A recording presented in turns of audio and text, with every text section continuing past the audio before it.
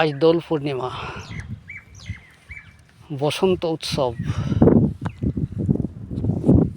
এবং হোলি যাই বলেন,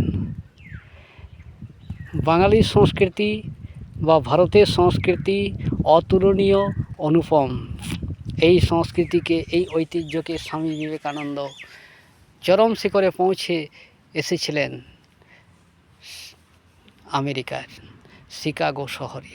যে সনাতন ধর্ম কত বিশাল, তারা বলেছিল তোমার সনাতন ধর্মের মূল উদ্দেশ্য এবং সনাতন ধর্ম কী, গীতাকে সর্বশেষে রেখেছিলেন নিচে, কিন্তু সেই গীতাকে তিনি বলেছিলেন স্বামী বিবেকানন্দ যে আমার গীতা সম্পূর্ণ ভার বহন করার মতো ক্ষমতা থাকে, তাহলে আমার গীতা, আমার সংস্কৃতি, আমার দেশ কত বিশাল, আমার ধর্ম বিশাল উদার।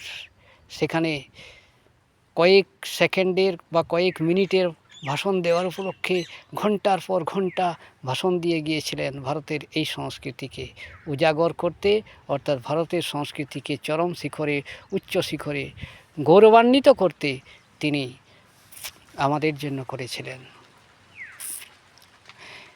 দোল পূর্ণিমা উপলক্ষে বলা যায় যে ভগবান শ্রীকৃষ্ণের মা হতাশা, যখন ভগবান শ্রীকৃষ্ণকে দেখেছিলেন হতাশার মুখ, তখন ক্লান্ত হয়ে তিনি বলেছিলেন যে তুমি শ্রী রাধার মুখমণ্ডলকে যে কোনো রং দিয়ে সাজাতে পারো। তো সেই রং দিয়ে তিনি সাজিয়েছিলেন এই দোল পূর্ণিমায়।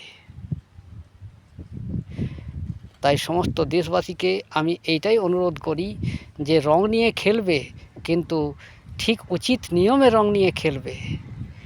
সবারই মুখে, চোখে এবং শরীর যাতে কারো খারাপ না হয় সেদিকে লক্ষ্য রাখবে এবং রং প্রাকৃতিক রং দিয়ে ব্যবহার করবে।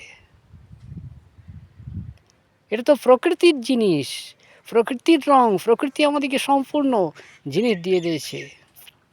সেইগুলো নিয়ে খেলো, সেইগুলো নিয়ে চলো।